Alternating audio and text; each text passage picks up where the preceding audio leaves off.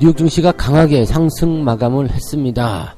자, 이번에 금리 동결이 거의 확실시 된다. 자, 이런 전망이 나오면서 긍정적인 투자 심리가 작용됐다라고 판단하시면 되겠습니다. 그냥 신고가죠. 네, 지금 13개월 만에 신고가니까 52주 신고가 나왔다 보시면 될 것 같은데요. 지금 시작 전부터 시작해서 워낙 강하게 올라섰기 때문에 시장에 대한 어떤 평가는 FOMC 이후에도 약간의 우려감은 있겠습니다만 긍정적인 상황이 이어질 것이다 라고 전망되고 있습니다. 자, 이 부분들 같이 알아보도록 하고요. 자, 테슬라의 움직임이 심상치가 않습니다. 계속해서 올라가는 모습들, 지금 13거래일인가요? 네, 12거래일인가요? 계속적으로 올라가고 있거든요. 그런데 이 개인 투자자들의 특징일지 모르겠습니다만 서학개미들이 테슬라를 이제 팔아치우고 하락장 쪽에 베팅을 하고 있다라고 얘기가 나오고 있습니다. 보통 이제 개인 투자자들은 물려있던 주식이 본전에 오면은 팔아먹는 그런 모습들 많이 보이긴 하는데 이것이 테슬라에서도 나타나고 있다라는 얘기가 되는 거죠. 자, 테슬라의 상승 배경 그리고 어떻게 될 것인지 또 정말 이렇게 하는 것이 맞는 것인지 알아보도록 하고요. 자, 최근에 또 가장 좀 답답한 흐름을 보이는 주식 중에 하나가 또 항공주가 아닐까 싶습니다. 주도주의 반열에 끼지 못했기 때문이다라고 볼 수도 있겠습니다만 항공주 해도 너무한 거 아니냐 이 생각이 좀 들기도 합니다. 좋기는 좋은데 왜 주가는 못 올라가는 것인지 거기에 대한 부분들 같이 알아보도록 하겠습니다.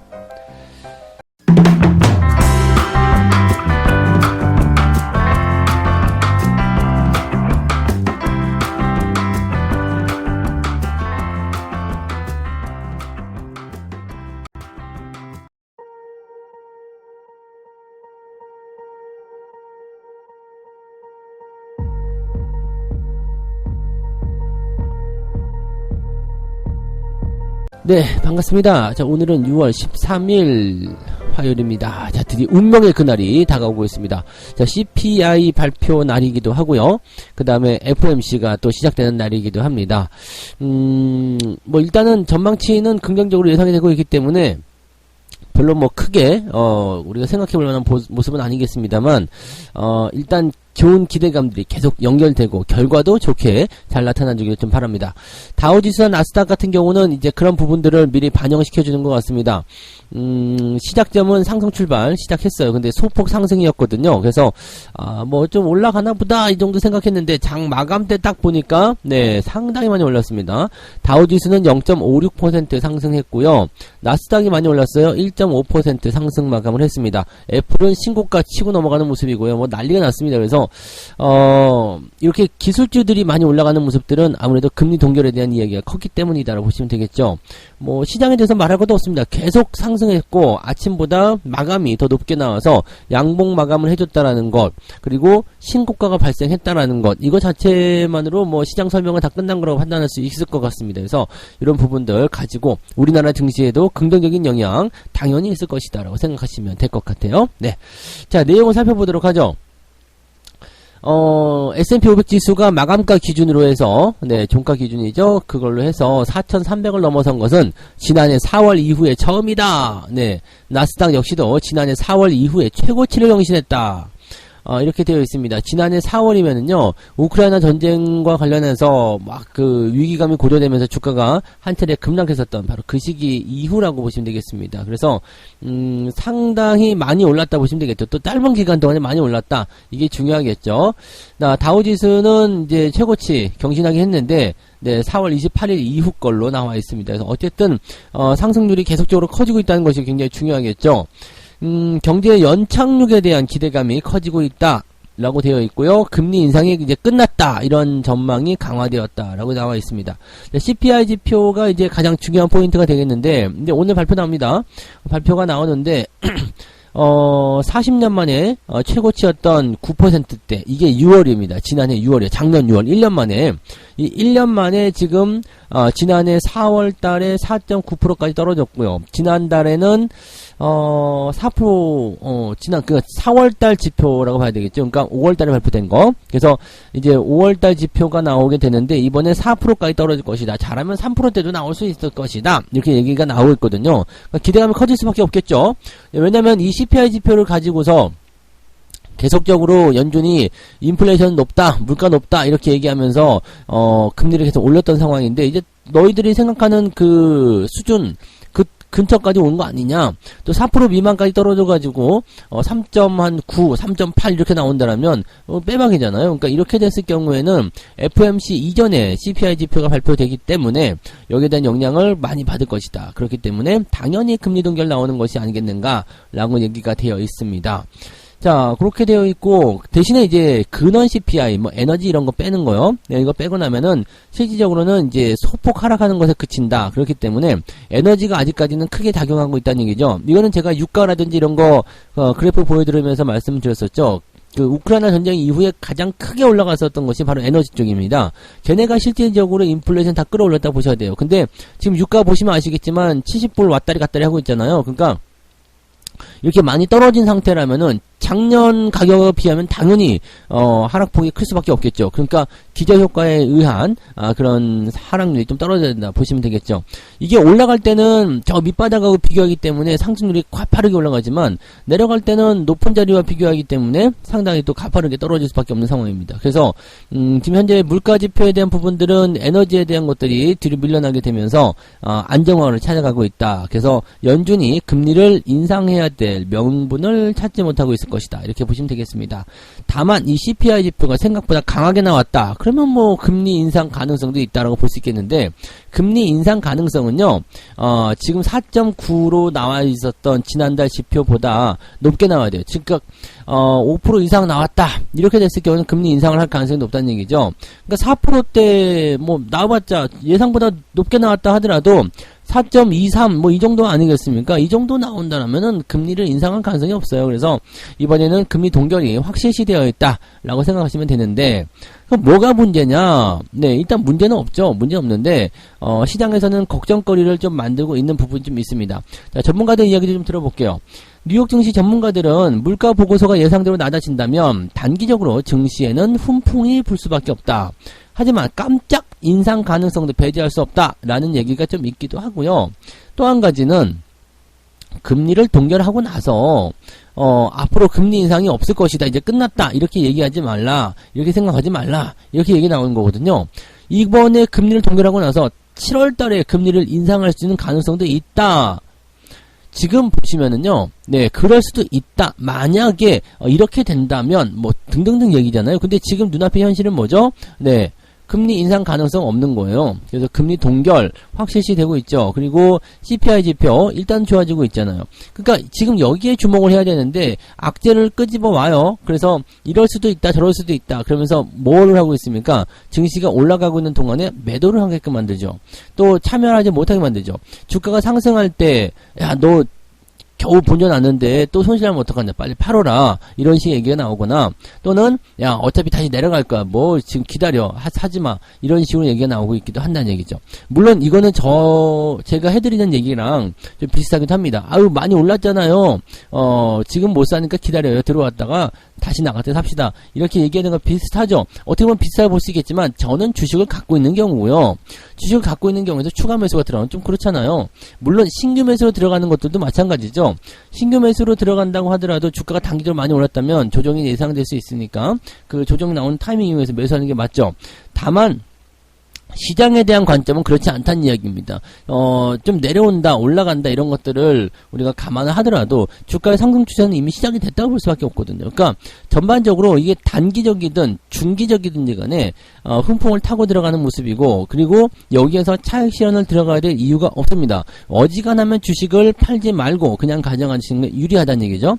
여러분들은 강점이 뭐예요? 주식을 가지고 있다는 거잖아요. 지금 현재 주식을 가지고 있다는 거예요. 그리고 시장은 상승하고 있고 올라가고 있다는 얘기거든. 그러니까 만약에 내가 좀 엇박자를 타서 하락한 종목을 가지고 있다고 하더라도 거기에만 집중하지 마시고 전체적인 계좌가 올라가고 있다는 것에 주목을 하시기 바랍니다. 그 하락을 좀 떨어지고 있는 종목들은 만약에 그쪽에 몰빵을 쳐 있는데 그게 뭐 난리를 치고 있다 그러면 모르겠지만 그게 아니라 골고루 좀 담아놓고 비중도 잘 제대로 실어놓고 이렇게 돼 있는 상황이라면 계좌가 올라가고 있으면 그냥 놔두세요. 이것저것 다 놔두시고 시장의 상승이 본격화됐을 때 그때 칼질을 하셔도 괜찮습니다.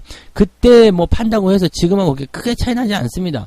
욕심이죠. 빨리 수익에 동참하고 싶은 그런 욕심이기 때문에 그런 것들 한 번 더 억누르시고 천천히 보세요. 자, 시장은요. 이제부터 올라가기 시작한다, 이제부터 좋아지기 시작한다, 이렇게 된다고 하더라도 여러분들이 대응하실 수 있는 시간적인 여유는 너무나 충분합니다. 너무나 많고요. 너무나 충분하니까 시장이 자꾸 조급하게 만드는 거, 불안하게 만드는 거, 여기에 급하게 반응하실 필요 없습니다. 느긋하게 가세요. 괜찮습니다. 괜찮으니까 걱정하지 말고 천천히 지금까지 해왔던 것처럼 천천히 그렇게 가시면 아무 일도 없을 거예요. 네, 걱정 마시고 시장에 대한 부분들 그대로 잘 유지해서 가시면 되겠습니다. 시장은 더 오를 거예요. 더 오를 거니까 여유있게 가져가시고 단기적 조정이 나오면 감사한 마음으로 기다려 주시기 바랍니다. 근데 오늘은 조정 안 나올 것 같죠? 네, 오늘은 어제 주춤거리던 모습들이 빵 치고 넘어가는 모습들. 근데 한 가지 약간 걱정스러운 부분들은 이제 우리도 어제 그런 일이 있었지만 거래량이 좀 줄었어요. 즉 관망하는 움직임이 좀 많았는데 기대감이 확 들어오니까 거래량이 적은 상태에서 주가가 좀 과하게 뛰었다라는 식의 느낌도 좀 있거든요. 미국 증시가. 예, 그런 부분들이 좀 있긴 있는데 뭐 상관없을 것 같아요. 뭐 관망하는 사람들도 어차피 좋은 결과 나오면 들어오게끔 되어 있으니까 그 부분들을 좀 기대를 해보자고요. 네, 오케이. 그렇게 판단해 보시고요. 자, 두 번째 이야기로 넘어가 보도록 할게요. 네, 두 번째 얘기는요. 테슬라 이야기입니다. 테슬라. 지금 테슬라가 계속적으로 잘 올라가고 있는데, 이 테슬라가 지난번에 좀 많이 하락했었잖아요. 왜 그러냐면 이제 중국 쪽에서 좀 실적이 안 좋아요. 그런 얘기도 있었고, 그 다음에 트위터였던가요? 네, 그쪽으로 가가지고, 막 거기서 뭐 한다 이런 얘기도 있었고, 요즘에 뭐 이상한 짓거리 한다. 그래갖고, 머스크 리스크다 해가지고, 거기에 대한, 네, 그런 어떤 부담감들이 많이 있었잖아요. 그래서 주가가 많이 떨어졌었죠. 123달러까지 떨어졌었고, 개인 투자자들이 가장 좋아했고 사랑했던 주식에도 테슬라 아니었습니까? 그런 거였었는데, 주가 많이 떨어지니까 이제, 뭐 이미 손절매도 하신 분들도 많이 있었고 그냥 어쩔 수 없이 버티시는 분들도 많이 계셨었는데 최근에 분위기가 좀 많이 바뀌었잖아요. 머스크가 이제 트위터 그 대표를 안 하고 이제 다른 사람들 세우겠다 그런 얘기도 있었고 또 중국에 가가지고 사업을 확장하겠습니다 이렇게 얘기가 나왔기도 했었고 최근에는 사이버트럭 얘기도 나오면서 스페인 쪽에 공장 짓겠다 그런 얘기도 있었잖아요. 그 다음에 인플레이션 감축법에 따른 보조금 혜택도 받게 됐고 그 다음에 슈퍼차저라고 해가지고 충전기, 테슬라의 충전시설을 이제 GM사가 같이 쓰기로 하겠다. 뭐 이렇게 얘기가 나오면서 그냥 호재가 계속 빗발치고 있습니다. 자, 그러다 보니까 2차 전지도 같이 딸려 올라가는 모습도 우리나라에서 나타나고 있잖아요. 그런 모습도 나타나고 있는데, 지금 테슬라의 주가가 이렇게 막 올라가는 모습 나오다 보니까 사람들이 어떤 대응을 하고 있냐면, 나스닥의 하락과 천연가스 가격 상승에 베팅을 하고 있다. 그러면서 테슬라를 팔고, 지금 숏에 투자하고 있다. 프로 쉐어즈 울트라 프로 숏 ETF 이렇게 되어 있습니다. QQQ라고 되어 있는데, 자, 요거를 이제 가장 많이 사들였다고 합니다. 숏이니까 뭐예요? 나스닥 100 지수를 역으로 3배 추종하는 그런 ETF를 계속 사들이고 있다는 것은 레버리지를 3배 정도 걸어가지고 하락에 베팅하고 있다라고 생각하시면 된다는 얘기죠. 자, 2등은 무엇이냐? 2등은 이제 천연가스 ETF라고 되어 있습니다. 천연가스 지수를 2배 추종하는 상품인데, 이거는 이제 가스 가격이 올라갈 것이다라는 거죠. 즉 나스닥은 폭락할 것이고 가스 가격은 올라갈 것이다라고 베팅을 하고 있다라는 얘기죠. 이유는 많이 있겠죠. 천연가스 가격이 바닥이다. 또 냉방 수요가 늘어나기 때문에 전력 수요가 같이 늘어나서 이제 이런 연료의 소비가 많이 낮을 것이다. 이런 얘기들이 나오는 거죠. 그러니까 그런 부분들인데. 자, 문제는 테슬라를 팔고 이렇게 넘어가는 것이 맞는 것이냐, 여기에 대한 의문점이 생기는 거죠. 또 테슬라를 팔아먹는 시점이 어떻게 보면은 단기적으로는 괜찮은 포인트가 될 수도 있겠죠. 네, 단기적으로 많이 올라서 이제 손실난 부분들을 털어내고 하자라고 할 수 있겠는데, 지금 상황이 좀 교묘하단 말이에요. 왜냐면 물론 테슬라의 전반적인 이런 독주 상태는 사실 지금 전기차 그러면 테슬라 이런 공식이 성립되어 있었잖아요. 근데 점점점 인식이 좀 바뀌고 있죠. 그래서 뭐 벤츠가 들어오고 BMW가 들어오고 저는 그래서 장기적으로는 테슬라가 시장에서 점점점 어떤 독점적인 지위나 이런 그런 부분들에서 좀 밀려날 거라 생각합니다. 브랜드 파워라는 게 좀 있잖아요. 물론 테슬라라는 전기차 브랜드가 상당히 좀 각광을 받고 있긴 합니다만은 점점점 밀릴 거라 생각해요. 자, 그리고 뭐 전기차에 대한 어떤 보편적인 상황들이 일어나게 됐을 때는 결과적으로는 시장의 파이를 나눠 먹는 상황이 되기 때문에 뭐 시장 자체는 커지겠지만 그 테슬라가 가지고 오는 어떤 이런 독점적인 어떤 그런 기대치라든지 이런 것들은 많이 줄어들지 않겠나 생각합니다. 근데 그게 지금은 아니라는 얘기죠. 네, 지금은 아니에요. 지금은 아직까지는 그런 부분들이 나오고 있고, 물론 지금도 이제 많이 잠식당하고 있는 그런 상태라서 예전 같지 않을 수 있습니다만 지금은 아닐 거란 이야기죠. 그러니까 그런 부분을 생각하면 지금 요거를 팔아가지고 보고 넘어간다. 이게 상승이 진행되는 이런 과정 속에 있는 이런 포지션들은요, 유지를 일단 해주시는 게 좋다는 얘기죠. 그래서 가는 동안에 있는 것들은, 뭐, 당장 내일 꺾인다 하더라도요, 일단 내일 꺾이는 거 확인하기 전까지는 보유하고 유지하는 게 유리하다. 이렇게 판단할 수가 있는 겁니다. 그래서, 테슬라의 주가가 일단은, 이 주가 하락에 대비하기 위한 어떤 대비책으로 사용되는 것은 조금 아니지 않겠는가 생각됩니다. 시장은 더 상승할 거 생각돼요. 그리고 기술주에 대한 수혜도 조금 더 연결될 거라고 생각되기 때문에 이 부분들은 긍정적으로 좀 보시는 게 맞을 것 같아요. 매도보다는 홀딩, 뭐 매수를 따라가기는 어렵다 하더라도 갖고 계신 물량을 지금 당장 팔아야 될 이유는 없을 것 같아요. 나중에 뭐 당장 내일이 될 수 있겠지만은 그때 추세가 꺾일 때 매도를 하시면 되지 않을까 생각합니다. 자, 그리고 테슬라가 이렇게 올라가다 보니까 2차 전지도 꺾이지 않고 있잖아요. 우리나라 같은 경우도 여기에 대한 수혜를 받게 됩니다. 테슬라가 꺾이지 않아서 2차 전지가 잘 가요. 그리고 지금 금리 동결이라든지 등등 얘기 나오면서 기술주가 잘 가요. 그러면은 반도체, 자동차 다 같이 올라가겠죠. 자, 2차 전지도 올라가겠죠. 시장의 주도주라고 볼 수 있었던 그런 시장의 흐름을 좌지우지하는 반도체, 자동차, 2차 전지가 나란히 손잡고 다 같이 가는 양세가 나타나게 되면 시장은 상승하는 강세장이 나온다는 얘기입니다. 자, 그런 주도주의 움직임 속에서 다른 중소형주들까지 같이 올라가겠죠. 그럼 오늘은 계좌 수익률을 제법 기대해 볼 수 있지 않겠습니까? 어제 마이너스 0.5% 빠졌어요? 오늘 1% 이상 올라가면 되는 거 아닙니까? 그런 식으로 우리가 시장을 따라가야 돼요. 상승장은 조금 뺏어가고 많이 줍니다. 그러니까 그런 조금 뺏어끼는 자리에서 내 걸 다 집어던지면 안 된다는 얘기예요. 항상 그런 부분들을 기억하시고 하시면 되겠습니다. 아직은 고평가일 수도 있고 팔아먹어야 될 자리가 곧 나타날 수도 있어요. 어쩌면은 당장 내일 팔아야 될 수도 있고 당장 일주일 후에 팔아먹을 수도 있겠습니다만 지금은 아니라는 이야기죠. 네. 그리고 시장 하락에 베팅을 거는 것은 좋지 않습니다. 레버리지를 써가지고 베팅, 이런 거는 그다지 권장하고 싶은 내용이 아니네요. 이 부분 참고해 주시기 바랍니다. 네. 아무튼 근데 이 서학개미들의 움직임들이 테슬라를 팔고 뭐 이런 많이 올라온 종목들 이제 팔고 시장 하락에 베팅을 하고 있다라는 거, 이런 것들이 있다 정도만 참고하시면 되고요. 항상 군중과 개인과 반대로 움직여라, 이 부분만 기억하시기 바랍니다.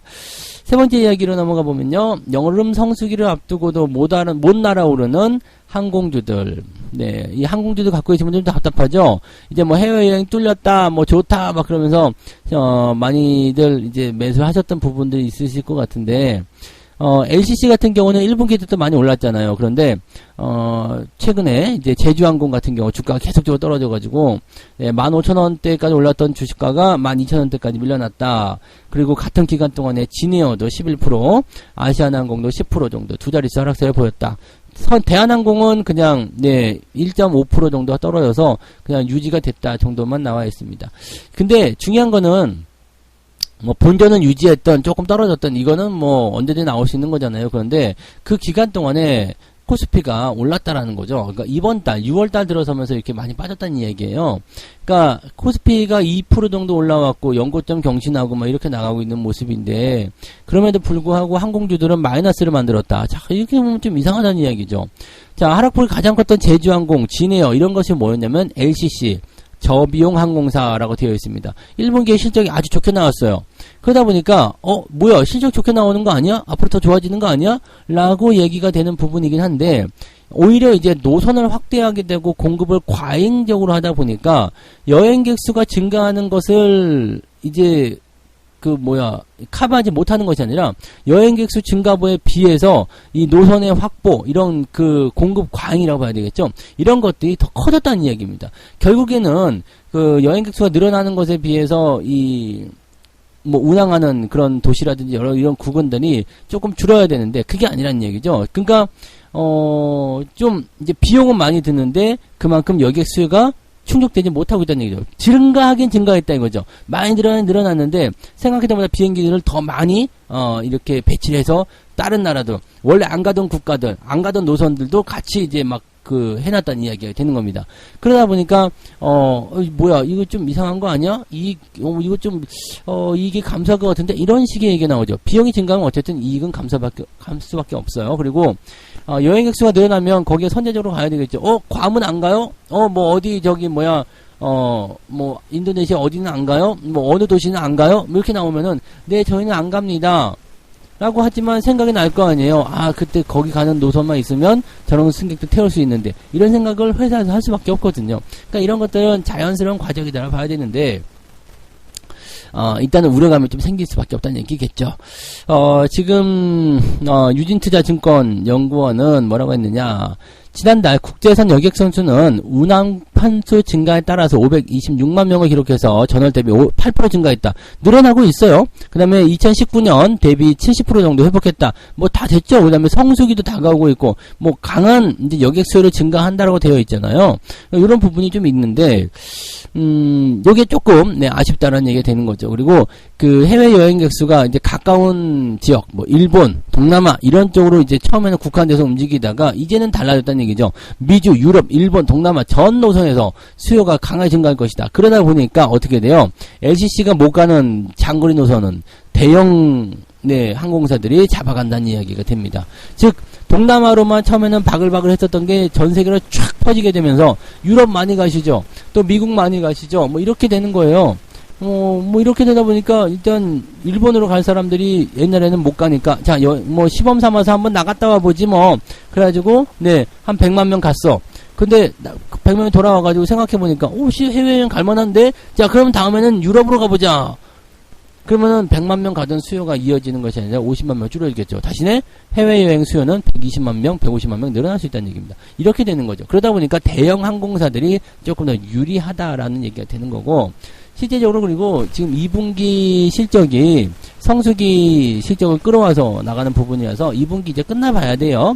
자, 1분기 때 실적이 지금 LCC 위주로 돌아갔다라면 2분기 실적은 대형 항공사 위주로 돌아갈 가능성이 높습니다. 하지만 대형 항공사, 즉 뭐 대한항공이나 이런 그 항공사들은 화물 수요가 줄어들면서 여객 수요가 늘어났거든요. 근데 화물에 대한 단가가 더 세요. 여객 한 명당보다. 그러다 보니까 요게 또 조금 이익에 반한다라는 얘기가 좀 있기는데 뭐 어쨌든 계속적으로 증가세를 보이고 있다라고 하니까 이 부분은 좀 기대를 해봐야 되겠죠. 자, 그다음에 중국도 한몫하고 있는 것 같아요. 중국도 지금 계속적으로 외교적 문제 걸고 넘어가면서 까불고 있기 때문에 중국에 대한 부분들이 또 한몫을 하고 있다. 그러니까 사실 리오프닝으로 본다라면 중국과 직접적인 연결고리가 있는 그런 기업들이나 그런 분야들은 당연히 피해를 보는 게 맞죠. 주가 하락하는 게 맞는데 그게 아니라 그냥 전체적으로 싸잡아가지고 이 부분들을 같이 보고 있거든요. 중국이 모든 것에 다 관여하는 것은 아니잖아요. 영향을 줄 수 있겠지만 그 정도까지는 아닌데 이 리오프닝이라는 전반적인 부분들을 중국과 연결해서 많이들 보고 있기 때문에 거기에 대한 부분도 어느 정도 한몫하고 있으리라 생각합니다. 그래서 리오프닝 쪽은 일단은 앞으로도 계속 좋아질 거라 믿고는 있어요. 그렇지만 시기적인 부분들이 시간적인 어떤 여유가 좀 필요한 상황이 되었다라고 판단하시면 되겠죠. 그래서 주도주라고 제가 말씀드렸던 게 자동차, 반도체, 리오프닝 쪽이었는데 리오프닝이 지금 좀 뒤쳐져 있는 상태고요. 반도체, 자동차 이런 쪽만 먼저 보시는 게 유리할 것 같다 생각이 좀 듭니다. 아무튼 항공주들은 이번에 6월달 끝나고 2분기 실적 나오는 거 확인해 보셔야 되고요. 그 다음에 여름 수요에 휴가를 얼마나 많이 외국으로 떠나느냐, 수요가 또 얼마나 많이 증가. 지금 상황으로 봐서는 엄청나게들 가실 것 같은데, 그런 부분들이 과연 나올 것인지 그게 중요하지 않을까 생각해 봅니다. 그렇게 보시면 되고요. 그래서 항공주 어떻게 하라고요? 뭐 큰 문제 없으면 그냥 홀딩하시는 게 지금은 맞는 얘기인 것 같아요. 다만 너무 지겨워, 답답해, 짜증나. 그러면은 조금 비중 줄여서 갈아타시거나. 왜냐면 시간적인 여유가 좀 많이 필요하다 싶을 때는 그렇게 조금 갈아타시는 것도 괜찮아요. 근데 손실 중일 때는 조금 고민을 많이 하셔야 되겠죠. 아무튼 그렇게 넘어가시기 바라고요. 자, 세 가지 이야기 이렇게 해서 말씀을 드렸습니다. 금리 동결에 대한 기대감으로 신고가를 발생시켰다. 네, 좋은 소식이죠. 신고가는 정말 좋은 소식입니다. 그래서 미국 증시에 이제 훈풍이 불어닥치고 있고 전체적으로 그런 분위기가 다른 국가에게도 퍼지겠구나라는 쪽으로 생각하시면 되는 거고요. 자, 그러면 테슬라를 팔아서 하락장에 베팅한다. 요거는 좀 반대 의견입니다. 시장이 어쨌든 상승으로 가기 위한 움직임을 보여주고 있을 때 기술주들, 특히 바닥을 찍고 올라온 종목군들은 단기적 상승을 더 보여주는 경우가 많이 있습니다. 팔 때 팔더라도 조금 더 가는 거 보고 가는 게 어떻겠느냐 이런 얘기죠. 팔 때 팔더라도 양봉 하나쯤은 더 봐도 괜찮잖아, 그런 거 있잖아요. 그런 식으로 생각하시면 되겠고요. 뭐 당장 내일 팔 수도 있고 아니면 오늘 저녁에 팔 수도 있겠습니다만, 그렇다고 하더라도 일단은 상승 기조가 유지되고 있을 때 매도하는 것은 좋지 않다는 걸 꼭 참고하시고, 특히 하락장에 베팅하는 것은 네, 더 좋지 않습니다. 테슬라를 팔아먹는 거야 뭐 그럴 수 있다 치더라도요, 하락장에 베팅하는 것은 지금은 역행하는 움직임입니다. 물론 단타를 치기 위해서 가는 걸 수도 있어요. 단타로 단기적인 숏에 베팅하는 걸 수도 있겠습니다만 그다지 권장하시는 내용은 아니겠죠. 참고하시고요.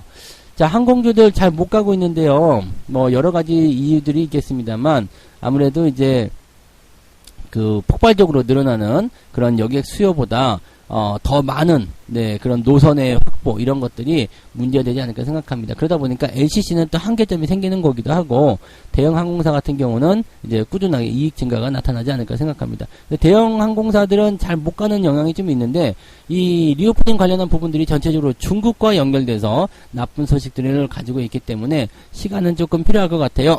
라고 생각해 주시면 되겠습니다. 책 한 곡 읽고 마무리하도록 하겠습니다. 다수의 사람들에게 투자는 마치 도박과 똑같은 것으로 생각되기 쉽다. 하지만 누구든 투자 거래를 하고 싶은 사람이라면 반드시 투자를 사업이란 관점에서 바라봐야만 하며, 또한 투자는 그렇게 다뤄져야만 한다. 이걸 잘 생각해 보세요. 네, 많은 사람들이 도박과 같은 것이다. 그러니까 뭐 베팅해가지고 한 하루 이틀 또는 1, 2주 만에 뭐 50%, 100% 수익 나는 쪽으로 자꾸 들어가려고 하는 거겠죠. 사업이라고 생각해 봐봐요. 내가 지금 가게를 딱 점포냈어. 가게 성토치킨을 딱 열었는데 첫 달에 뭐 인테리어 비용이니 뭐니 등등등 해가지고 많이 돈이 나갔어요. 그러다 보니까 닭 팔아먹은 거에 비해서 내가 이번 달에 적자가 났어. 그럼 뭐라 그래요? 아이씨 왜 적자야, 짜증나. 이렇게 합니까? 아니잖아요. 아, 그래, 첫 달이니까. 뭐, 두 번째 달도 적자가 날 수 있어요. 근데, 처음에 쏟아붓는 어떤 마케팅 비용이나 여러 가지 부분들 생각하면, 그렇게 적자도 아니라고 할 수 있잖아요. 근데, 그런 것들을 민감하게 생각한다는 얘기죠. 그러니까, 처음에 겪어야 되는 그런 부분들, 이런 것들을 반드시 생각해줘야 되는데, 사업이라면 그렇게 생각하지 않을 텐데, 희한하게, 주식은, 부동산도 그렇게 생각하지 않고요. 다른 어떤 것도, 코인도 뭐 전부 탄다고 그러는데, 코인은 물론 단탄가? 네, 아무튼, 뭐 그런데, 주식만큼은 자꾸 집어넣고서 그냥 급하게 빼먹으려고 하니까, 그게 항상 문제가 되는 것 같아요. 천천히 여유 가지고 하세요. 그러시면은, 누구나 다 수익 올리실 수 있습니다. 네. 자, 오늘은, 네, 강한 상승 한번 기대를 해보자고요. 네, 그래서 좋은 흐름들 이어가도록 하고요. 또 너무 올라간 것들은 따라가면 안 되겠습니다만, 주식 잘 들고 있었던 거, 어제 참고 넘어갔었던 것들이 오늘 좋은 결과를 한번 만들어내기를 기대해 봅니다. 자, 오늘 여기까지 하고요. 저는 장중시장에서 다시 오겠습니다. 오늘도 화이팅 하시고요. 고맙습니다. 본 방송에서 제공되는 모든 정보는 투자 판단의 참고 자료이며 투자의 최종 책임은 본 방송을 이용하는 본인에게 있습니다.